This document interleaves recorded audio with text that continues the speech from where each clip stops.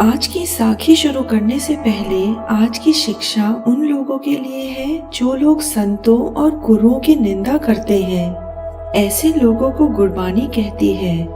हे भाई, जो संतों की निंदा करता है उसका रूप बिगड़ जाता है, बेडोल हो जाता है। उस निंदक को प्रभु की दरगाह में सजा मिलती है। संत का निंदक सदा सिसकता रहता है, ना तो वह जीवित में होता है और ना ही मरों में। संत के निंदक की आस यानी इच्छा कभी पूरी नहीं होती और वह इस जगत में निराश ही मर जाता है। हे भाई, जैसी मनुष्य की नियत होती है वैसा ही उस व्यक्ति का स्वभाव बन जाता है। संत का निंदक कभी भी संतुष्ट नहीं हो पाता। इस वास्ते संत की निंदा कर कर कोई मनुष्य इस निंदा की प्यास से नहीं बच पाता, और बचे भी कैसे। उसके किए हुए बुरे कर्म की कमाई को कोई मिटा नहीं सकता। हे नानक, इस भेद को वह सच्चा प्रभु ही जानता है। एक नगर में एक राजा था। राजा अक्सर दुखी रहता था। हे भगवान, मुझे तुमने सब कुछ दिया, धन दौलत इज्जत शोहरत। एक पुत्र की कमी के कारण मेरा जीवन नर्क बन गया है। मुझे पुत्र दो भगवान, पुत्र दो। राजा की यह हालत देखकर किसी तांत्रिक ने उसे सलाह दी कि अगर तुम नर बलि दोगे तो तुम्हें पुत्र की प्राप्ति होगी। उस दिन के पश्चात राजा पुत्र प्राप्ति के मोह में नर बलि देने लगा।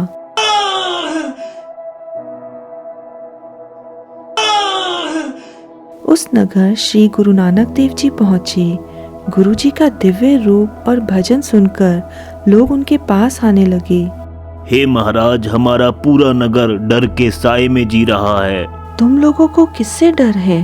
महाराज, हमारे राजा का कोई पुत्र नहीं है, इसलिए पुत्र प्राप्ति के लिए राजा हर रोज एक आदमी की बलि देता है। जाने कब किसकी बारी आ जाए, इस डर में सभी नगरवासी जी रहे हैं। हमारी मदद करो महाराज, हमारी मदद करो। तभी वहाँ राजा के सिपाही आ गए। नगरवासियों, रोज की भांति राजा को नर बलि देनी है। यह सुनते ही वहाँ खड़े नगरवासी वहाँ से भाग गए। भाई मर्दाना और गुरुजी वहीं बैठे थे। सिपाहियों ने दोनों को गिरफ्तार कर लिया और राजा के सामने पेश किया। गुरुजी ने राजा से पूछा, हे राजन, तुम नर बलि क्यों देते हो? मैं कहाँ यह सब अपने शौक से कर रहा हूँ। भगवान ने मुझे पुत्र सुख के अलावा सभी कुछ दिया और यह सब मैं पुत्र प्राप्ति के लिए ही कर रहा हूँ। जिन सब लोगों को तुम मार रहे हो वो सभी भगवान के पुत्र हैं। भगवान की संतान को मारकर तुम अपनी संतान कैसे प्राप्त कर सकते हो? हे राजन, तुम 40 दिनों तक इस थड़े पर बैठकर ईश्वर का ध्यान करो, तुम्हें पुत्र प्राप्ति होगी। जैसा गुरुजी ने कहा था वैसा ही राजा ने किया और कुछ समय पश्चात राजा को पुत्र प्राप्ति हुई। प्रसन्न होकर राजा ने गुरुजी को गुरुद्वारे के लिए 20 एकड़ जमीन दे दी। जिस स्थान पर गुरुजी को राजा ने जमीन दी थी, आज वहाँ गुरुद्वारा थड़ा साहिब है और यह गुरुद्वारा उत्तराखंड के बागेश्वर में स्थित है। सतनाम श्री वाहेगुरु। एक समय श्री गुरु नानक देव जी संसार को ईश्वर का ज्ञान देते हुए पिसिया नामक स्थान पर पहुँचे। वहाँ के नगर निवासी अनजान लोगों को अपने नगर में नहीं आने देते थे। यह बात भाई झंडा को जब पता चली तो वह अपनी पत्नी से बोले, गांव के बाहर 3 संत आए हैं, यदि कुछ घर में हो तो मुझे दे दो, मैं उनकी सेवा करना चाहता हूँ। झंडा जी एक गरीब व्यक्ति था और उस दिन उनके घर में कुछ भी नहीं था, परंतु भाई झंडा की आदत थी कि वह अतिथि का सत्कार जरूर करते थे। अगर घर में कुछ ना भी हो तब भी वह संतों की आओ भगत गाँव वालों से मांग कर भी कर देते थे। अपनी इसी आदत के कारण भाई झंडा ने सोचा, मैं गांव वालों से मांगकर संतों की आवभगत कर लेता हूँ। ऐसी सोच मन में रखकर वह गांव वालों से मदद मांगने को निकले, परंतु लोगों ने उनको कुछ भी नहीं दिया और यह कहा कि झंडा अतिथि सत्कार के नाम पर अपनी जरूरत पूरी करता है। भाई झंडा बहुत उदास हुए। उन्हें कोई रास्ता नहीं दिख रहा था जिससे वे गुरुजी का सत्कार कर सकें, पर जहाँ चाहा वहाँ रहा। उसी समय नगर में कुश्ती का दंगल चल रहा था। कुश्ती में राजा का पहलवान बड़े बड़े पहलवानों को अपने दाव पेचों से पटक रहा था। राजा ने कुश्ती लड़ने वाले पहलवानों के लिए विशेष इनाम रखे थे। जीतने वाले पहलवान को 100 रुपए और हारने वाले को 50 रुपए का इनाम दिया जा रहा था। भाई झंडा ने सोचा, नगर के बाहर बैठे संतों का सत्कार करने का एक यही रास्ता बचा है। हारने वाले को भी 50 रुपए मिलेंगे। मुझे कुश्ती कर लेनी चाहिए। ऐसा कर कर ही मैं संतों की मन से सेवा कर पाऊंगा। यह विचार कर वह मैदान में कुश्ती करने के लिए कूद पड़ा।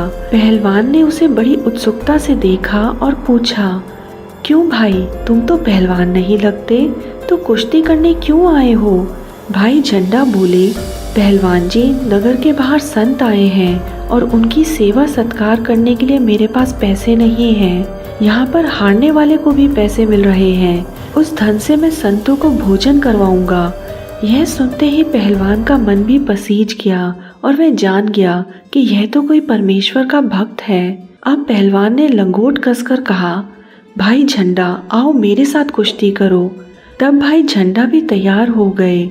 दोनों एक दूसरे के साथ घुलने लगे और अंत में पहलवान जानबूझकर भाई झंडा से पराजित हो गए। गुरु के आशीर्वाद से भाई झंडा ने जितना सोचा था उससे भी ज्यादा धन उन्हें मिल गया था। पूरे नगर में यह चर्चा हो गई कि भाई झंडा ने राजा के पहलवान को पटक दिया। भाई झंडा ने गुरुजी की सेवा पूरे मन से की। अंतर्यामी गुरु ने पहलवान के बलिदान को जानकर उन्हें भी भाई झंडा के संग भवसागर से पार करवाया। उस पहलवान का नाम मस्कीन था।